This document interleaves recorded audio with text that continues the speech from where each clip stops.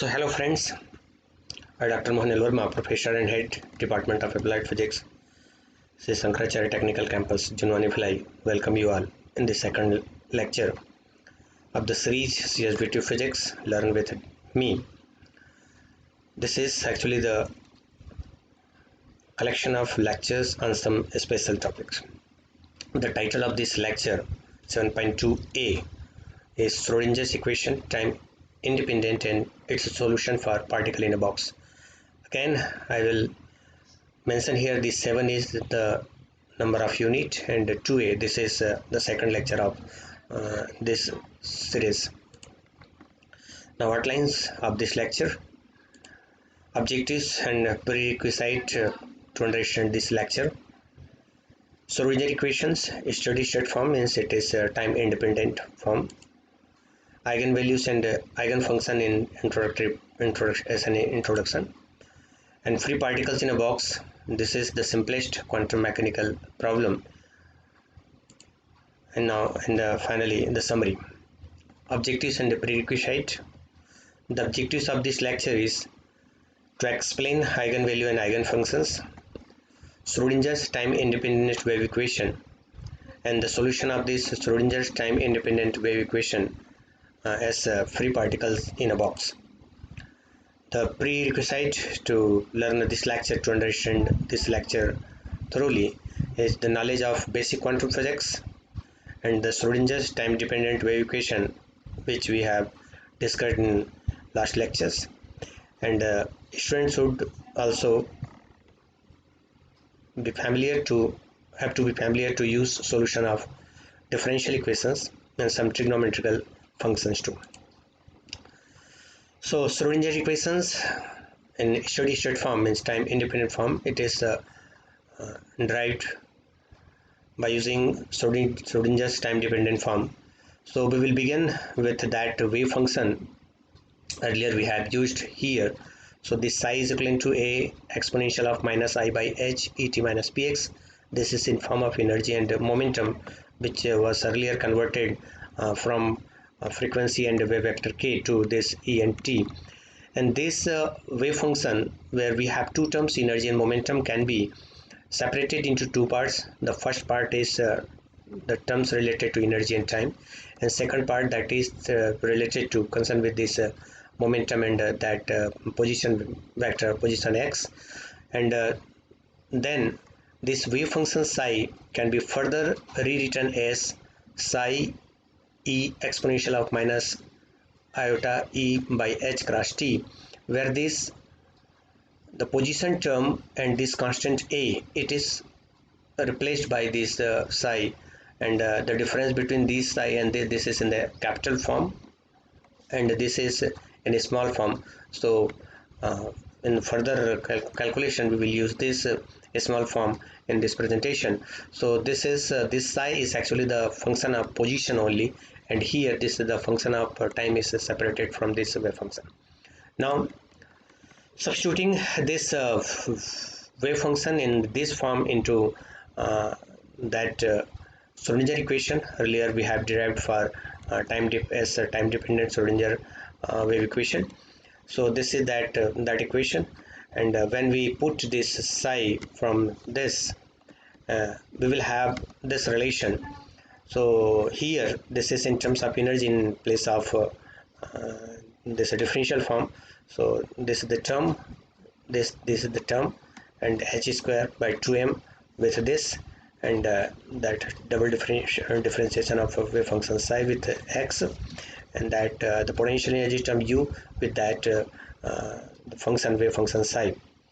Now dividing through by the common exponential factor, this is the common exponential factor. When we divide this equation by this common wave factor, then we will have this equation del square psi by del x square plus 2m by h cross square, and when we have displaced this energy terms in the second side, the E minus U psi is equal to 0, and this is steady state Schrodinger equation in one-dimensional case.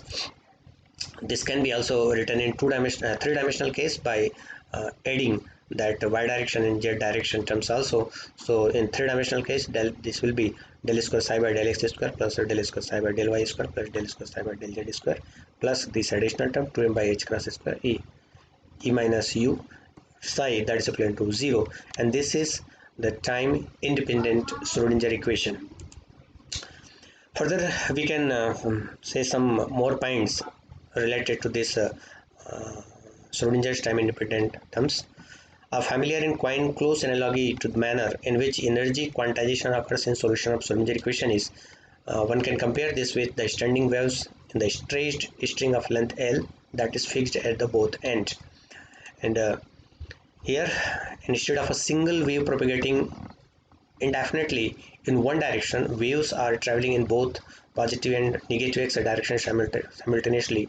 In the case of that standing wave, the waves are subjected to the condition that is known as the boundary condition, that the displacement y always will be 0 at both ends of the string.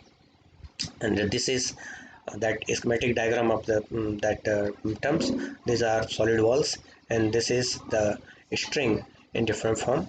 And the only solution of the wave equation that are in according with these various limitations are those in which the wavelengths are given by the psi n is equivalent to 12 by n plus 1. So one can have this difference between these two ends are is equivalent to L, and this is the wavelength is defined like that. So lambda is equivalent to L by 2. Here this lambda this 1 2 3, so lambda is equivalent to 2 by 3 L, and here this is lambda is equivalent to L, and here that this lambda is equivalent to 2L. So that total formulation will be like this: lambda is equivalent to 12 by n plus 1. So the values of energy En for which the Schrodinger's steady state equations can be solved, that is known as, that is called as eigenvalues, and the corresponding wave functions are known as eigenfunction.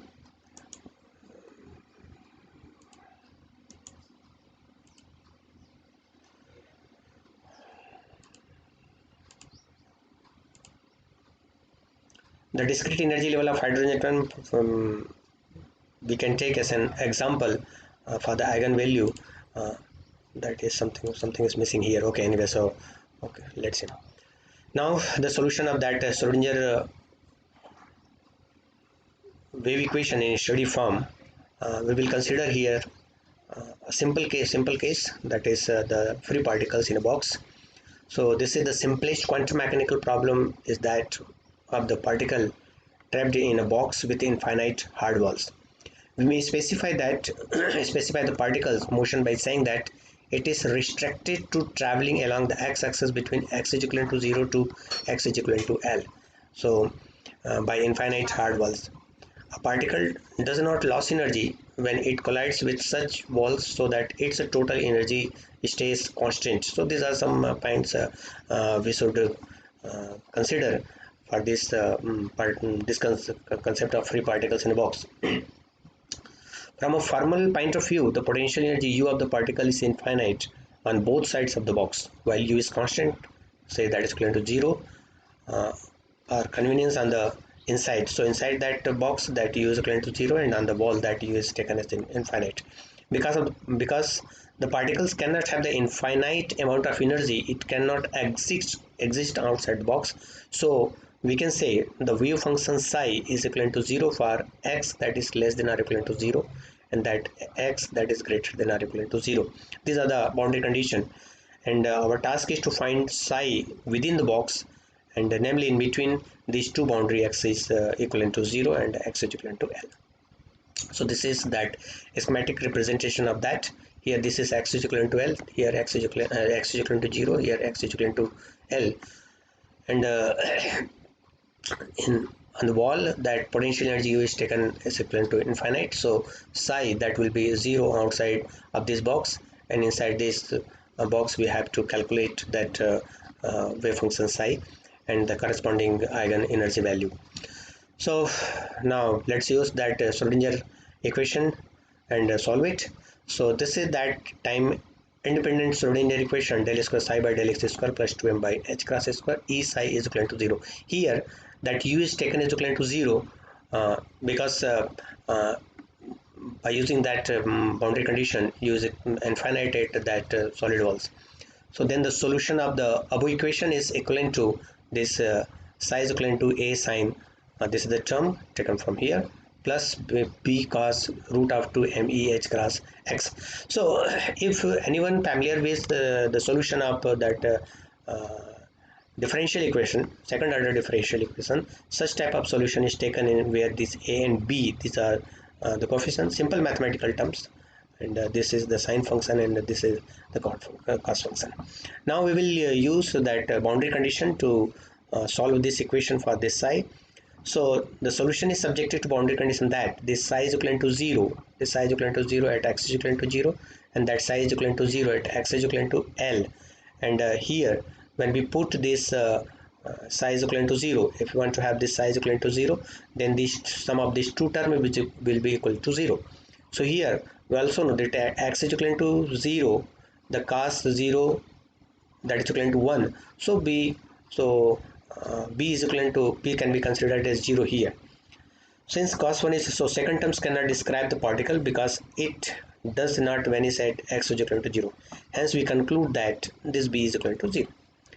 Since sin 0, again we put this x is equal to 0, the sin 0, that term will be 0, the sin terms always else. Now psi is equivalent to 0 at x is equal to 0, it requires. But psi will be 0 at x is equivalent to L also. So at x is equivalent to 0, we have taken this b is equivalent to 0, here the sine term is equivalent to 0, but now we will calculate that psi at x is equivalent to 0, and this is only when we have this root of 2 me h cross L that is equivalent to n pi. This is the solution of that sine function. So by using a simple trigonometrical calculation, one will have this. So where this n is equivalent to 1, 2, 3, this result comes about because this angle pi, 2 pi, 3 pi, these are that's equivalent to 0. So from our equation it is clear that the energy of the particle can have only certain values, which are the eigenvalue mentioned in the previous section. These eigenvalues constituting the energy levels of the system, and by solving this for n, we will have this relation En is equivalent to n square pi square h cross square by 2m L square. So n is equivalent to, where this n is equivalent to n 1, 2, 3. By putting n is equivalent to 1, n is equivalent to 2 and n is equivalent to 3, we have these are discrete different discrete energy levels. So these are the possible position to exist a particle at a particular energy levels. So here n is equivalent to 0, the energy will be 0, n is equivalent to 1, this is the energy, n is equivalent to 2, this will be the energy. By using this, one can easily calculate this, n is equivalent to 3, this is the terms. So this is the solution for energy eigenvalue. And further, if we further want to recalculate the wave function, so one can use that normalization condition and one will have this psi for the wave function also. Summary: in this lecture, following points were discussed in detail: the derivation of Schrodinger equation in steady state form, the eigenvalues and eigenfunctions, very shortly, as just an introduction to get the value for that particle in a box, and the solution of Schrodinger equation as a particle in a free particle in a box. So thank you all. So the detailed calculation we will include in our that green board session. So thank you all, and keep enjoying learning. Okay, so don't forget to give me the feedback of these lectures, and if you want some more details or some more topics, you can message me. Thank you.